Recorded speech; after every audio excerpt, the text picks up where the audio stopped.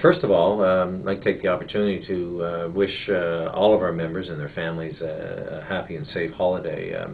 What we're hoping here at the New Brunswick Union is that everyone has a happy holiday. Public employees and as laborers and union members, we have to really promote what it is that we do with respect to the economy. We're huge players in the economy, and workers in this province make their money in this province and spend their money in this province, and the whole economy is based on spending. That's the engine. That's what drives it. And we at the New Brunswick Union have been forever encouraging the government, whether it was the McKenna government, whether it was Lord and now Graham, that they have to recognize that the economy, the spending economy, is like a twin engine plane.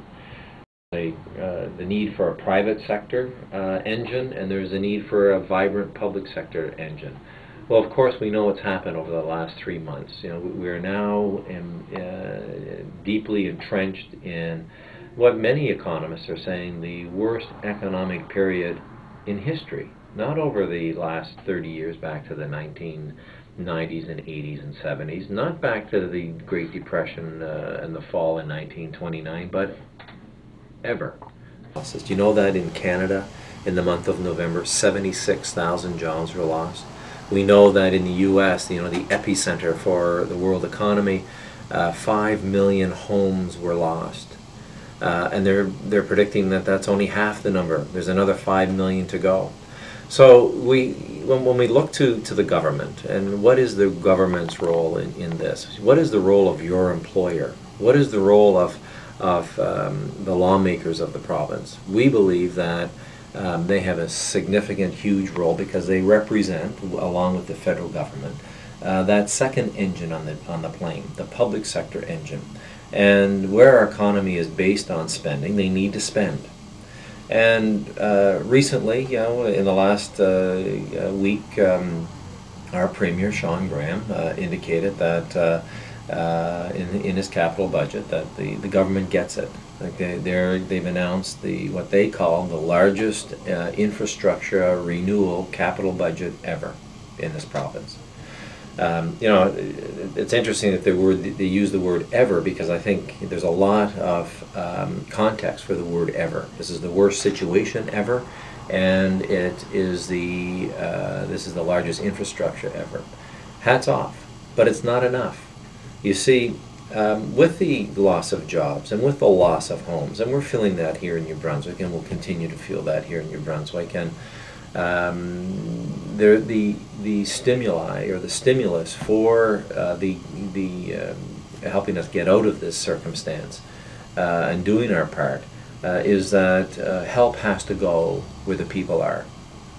Assistance needs to go at the bottom. And there's some politicians that get this. Obama gets it in the U.S. Here in Canada, the coalition gets it. It's important that our decision makers, the guys that we've elected to make decisions on our behalf, that they get it.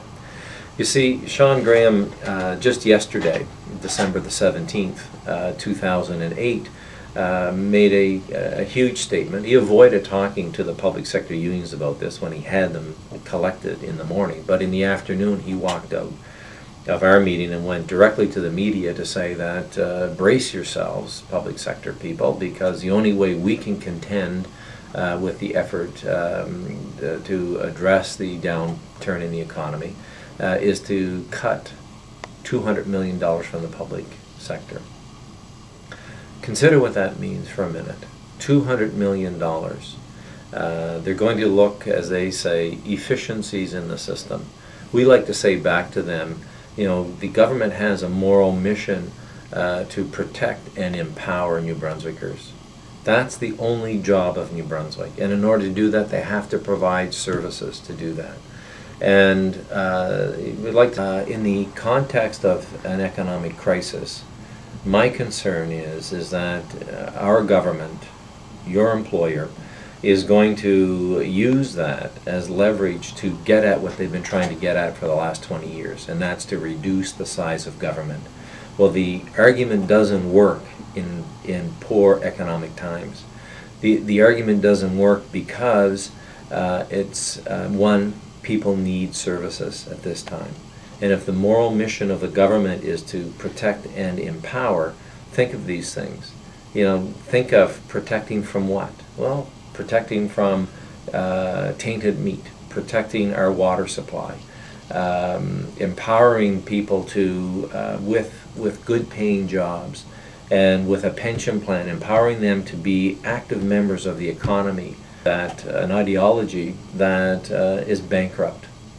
You know, the fiscal conservative ideology towards with respect to the economy, which is to reduce the size of government, change the tax system so that those with money pay less tax, and those in the lower income brackets, the middle and lower income brackets, have to pay more. That is totally irresponsible and is the absolute wrong way to go at this point in time in our history. And we're going to have to keep our government's feet to the fire at all levels, federally, provincially here, and also at the municipal level. They all have to buy in and have to be coordinated. And you know, we can talk about the Commonwealth, and we can talk about common good, and people can say, oh yeah, those are ideologies, and those are great notions. However, you know, if there's not a time when we need that solidarity, not just within our own organization, but within our communities, that time is now. You know, we need to have that solidarity more than ever. We are all in this together. At this time of the year, there are some age-honored expressions about peace and joy and fellowship, and you know, we're at a stage in our history and our position in our lives where truer words couldn't be spoken for this period in December 2008. And we're hoping that everybody pulls in the same direction.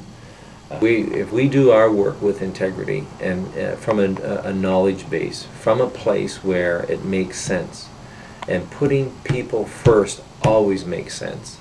And guess what? We're the people. We are the people. And to be able to advance this proposition that, you know, you're going to have to put your relief, you're going to have to address the concerns of people, you're going to have to provide services that people need. We have to do that. We do that together because we're all in this together.